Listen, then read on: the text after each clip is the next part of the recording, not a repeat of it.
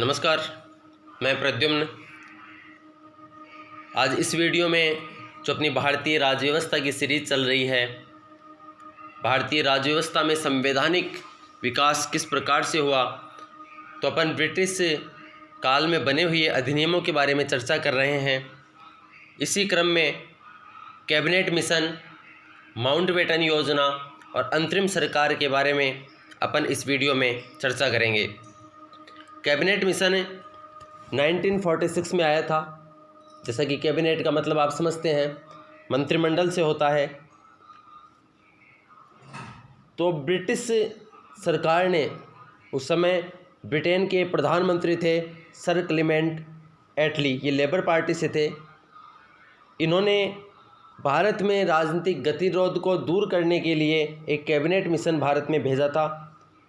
इस cabinet mission में 3 सदस्य थे, यानी ये कैबिनेट मिशन 3 सदस्य था।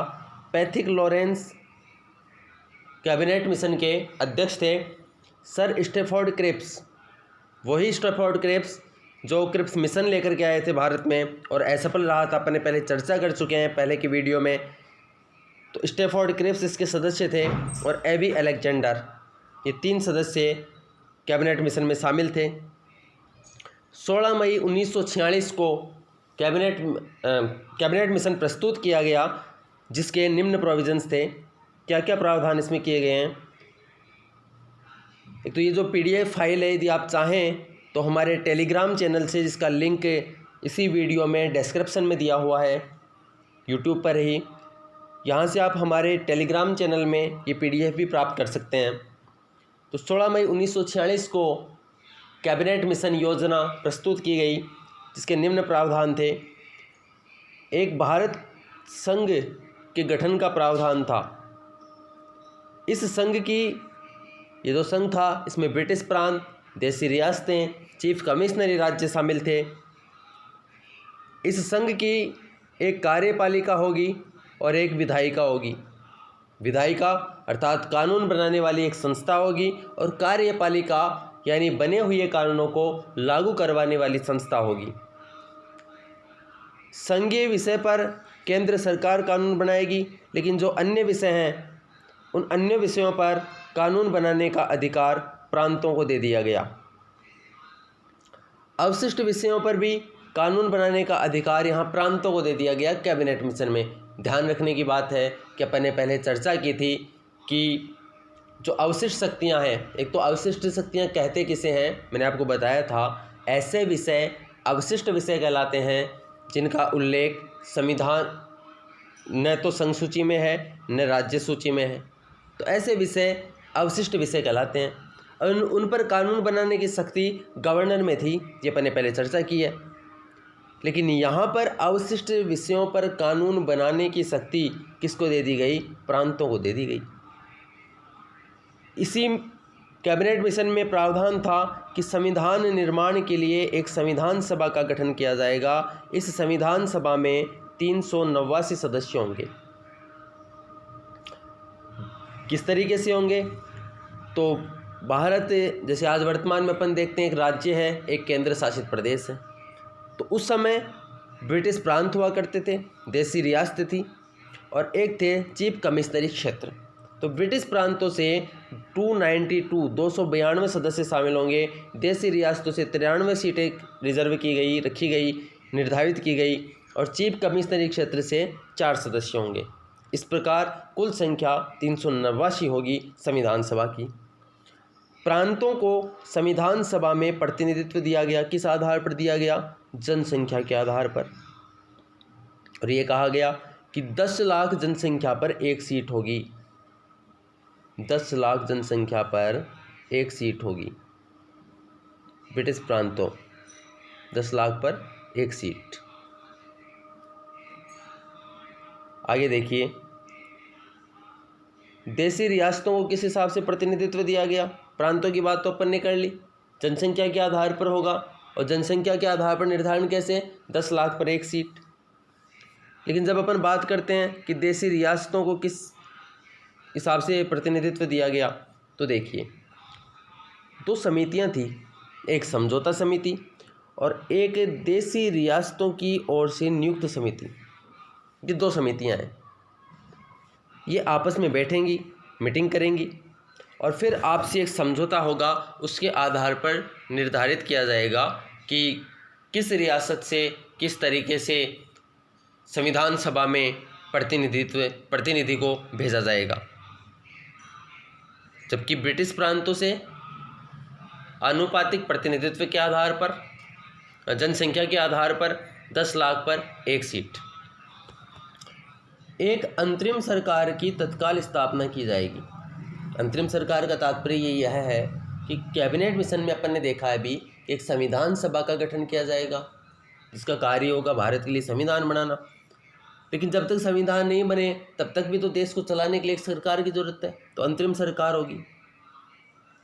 ठीक है, तो संविधान निर्माण से पहले इन देश चलाने के लिए जो सरकार बनाई गई वह अंतरिम सरकार।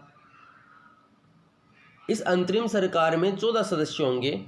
निर्धारित किया गया कांग्रेस से 6, मुस्लिम लीग से 5, एक भारतीय ईसाई सिख और एक के होगा पारसी। इस प्रकार से 14 सदस्य अंतरिम सरकार में शामिल होंगे। देखते हैं अंतरिम सरकार का गठन।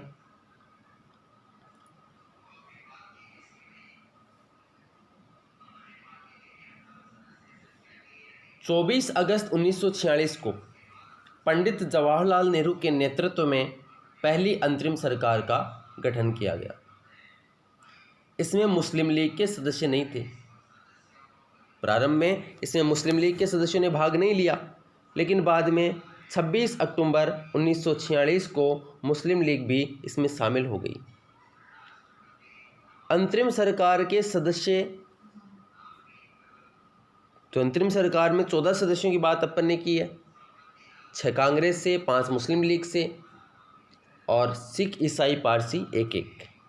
तो ये 14 जो सदस्य होंगे ये अंतरिम सरकार में जो वायसराय की कार्यकारिणी परिषद है, इस वायसराय की कार्यकारिणी परिषद में शामिल होंगे। 9 दिसंबर 1946 को दिल्ली में संविधान सभा की प्रथम बैठक हुई। ये अपन पढ़ेंगे और डिटेल में। संविधान सभा अगला टॉपिक है अपना इस वीडियो के बाद में।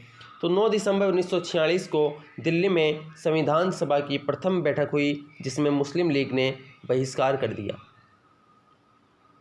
आइए अंतरिम सरकार का गठन देखते हैं। सदस्य जवाहरलाल नेहरू, किसको कौन सा विभाग दिया गया? सरदार वल्लभ भाई पटेल, गृह सूचना प्रसारण दिया गया। डॉक्टर राजेंद्र प्रसाद, खाद्य एवं कृषि। जॉन मथाई को उद्योग नागरिक आपूर्ति विभाग दिया गया। जगजीवन राम, श्रम मंत्रालय श्रम विभाग दिया गया। सरदार वल्लभ देव सिंह, रक्षा। C.H. भाभा, कार्य खान एवं ऊर्जा विभाग। लियाकत अली खान, वित्त विभाग। अब्दुल रब निस्तार, डाक वायु रेलवे संचार विभाग। श्री राजगोपालाचारी, शिक्षा एवं कला। I. चुद्रिंगर, वाणिज्य विभाग। गजनफर अली खान, स्वास्थ्य। योगेंद्र नाथ मंडल, विधि विभाग दिया गया। इसके बाद में आती है माउंटबेटन योजना। डेट बहुत इंपॉर्टेंट, 3 जून 1947 को माउंटबेटन योजना आती है।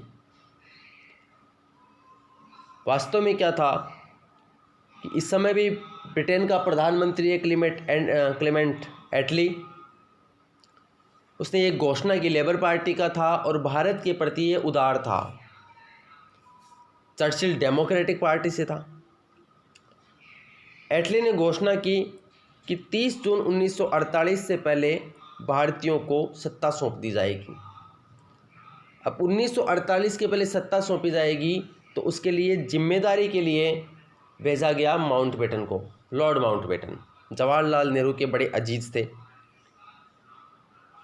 वेवेल की जगह पर भारत के वायसराय बनकर के आए माउंटबेटन, और 3 जून 1947 को माउंटबेटन ने एक योजना प्रस्तुत की भारत के संदर्भ में।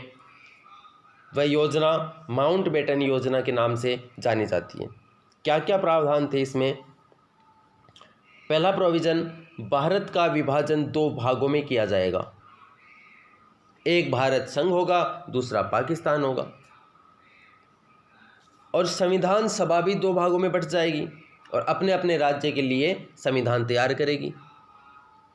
भारतीयों की जो संविधान सभा है वो भारतीय संघ के लिए संविधान बनाएगी, और पाकिस्तान के लिए जो संविधान सभा का गठन हो गया वो पाकिस्तान के लिए संविधान सभा बनाएगी। दोनों राज्यों को डोमिनियन स्टेट का दर्जा दिया जाएगा। अभी वही औपनिवेशिक स्वराज, डोमिनियन स्टेट अधिराज्य की बात कर रहा है, औपनिवेशिक स्वराज की बात कर रहा है। तो क्वेश्चन आता है यहाँ पर, माउंटबेटन योजना में पूर्ण स्वराज दिया गया भारत को, डोमिनियन स्टेट का दर्जा दिया गया, तो डोमिनियन स्टेट का दर्जा यहाँ पर दिया गया। देशी रियासतों को स्वतंत्रता है कि वे चाहे तो भारत में शामिल हो और चाहे तो पाकिस्तान में शामिल हो, और यदि वे स्वतंत्र रहना चाहें तो स्वतंत्र रहें। इस योजना को कांग्रेस और मुस्लिम लीग दोनों ने स्वीकार कर लिया कि मुस्लिम लीग का एक ही ऑब्जेक्शन था, चाहे क्रिप्स मिशन हो, चाहे शिमला समझौता हो, अगर ये असफल रहे हैं तो इनका कारण एक ही था कि मुस्लिम लीग पाकिस्तान की मांग कर रही थी और इसमें उनको पाकिस्तान मिल गया, तो कांग्रेस और मुस्लिम लीग में सहमति बन गई।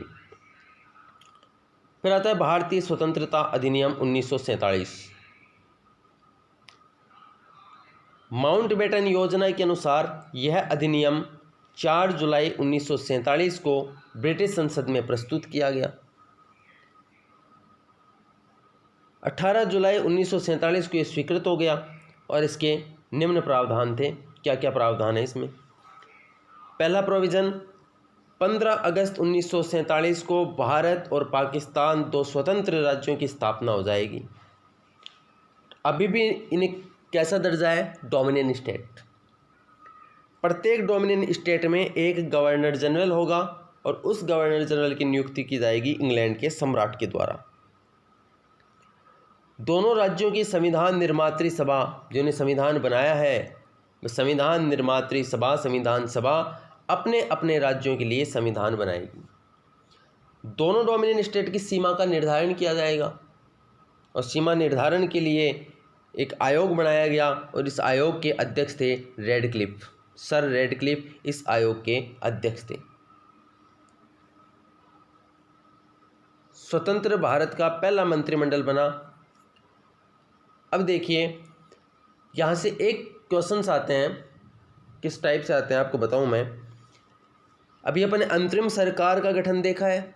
अंतरिम सरकार में और भारत के पहले मंत्रिमंडल में दोनों में कौन कौन शामिल थे, नाम दे देता है, कथन दे देता है, सही गलत पूछता है। तो जो दोनों में कॉमन है उनको आपको अलग से लिखना है कि दोनों में कॉमन कौन कौन थे और उनके पास में अंतरिम सरकार में तो कौन सा विभाग था और यहाँ पर स्वतंत्र भारत के मंत्रिमंडल में कौन सा विभाग था। देखते हैं अपन। पंडित जवाहरलाल नेहरू प्रधानमंत्री बनाए गए। राष्ट्रमंडल, विदेशी मामले और वैज्ञानिक शोध के विभाग अपने पास रखे इन्होंने।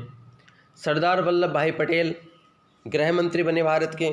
सूचना प्रसारण मंत्रालय भी इनको दिया गया। राज्यों के मामले भी दिए गए और इन्हें बखूबी निभाए भी। जो भारत का एकीकरण किया वो सरदार वल्लभ भाई पटेल की ही देन है। डॉक्टर राजेंद्र प्रसाद, इन्हें खाद्य एवं कृषि मंत्रालय सौंपा गया। मौलाना अबुल कलाम आज़ाद शिक्षा मंत्री बने। आज़ाद भारत के प्रथम शिक्षा मंत्री मौलाना अबुल कलाम आज़ाद। वर्तमान में जैसा कि आप जानते हैं कि शिक्षा, स्वास्थ्य, इनके लिए अलग से मंत्रालय नहीं है, बल्कि मानव संसाधन विकास मंत्रालय ही शिक्षा और स्वास्थ्य जैसी चीज़ों को, चिकित्सा जैसी चीज़ों को देखता है। डॉक्टर जॉन मथाई रेलवे एवं परिवहन मंत्री। R.K. षणमुख शेट्टी वित्त मंत्री बने। डॉक्टर भीमराव अंबेडकर विधि मंत्री। जगजीवन राम श्रम मंत्रालय। सरदार वल्लभ देव सिंह रक्षा मंत्री। राजकुमारी अमृत कौर देश की पहले स्वास्थ्य मंत्री। C.H. भाभा वाणिज्य मंत्री। रफ़ी अहमद किदवई संचार मंत्री। डॉक्टर श्यामा प्रसाद मुखर्जी, बहुत ही चर्चा में रहने वाला नाम हाल ही में, डॉक्टर श्यामा प्रसाद मुखर्जी को उद्योग एवं आपूर्ति मंत्रालय सौंपा गया, जिन्हें बीजेपी का संस्थापक माना जाता है। V.N. गाडगिल कार्य, खान और ऊर्जा मंत्रालय इन्हें सौंपा गया। अगला वीडियो संविधान सभा से संबंधित होगा। अगर आपको वीडियोज़ अच्छे लग रहे हैं तो प्लीज़ लाइक कीजिए, इसे शेयर कीजिए। ज़्यादा से ज़्यादा लोगों तक ये पहुँचेंगे तो ज़्यादा से ज़्यादा लोग इनका लाभ ले पाएंगे। धन्यवाद, थैंक्स।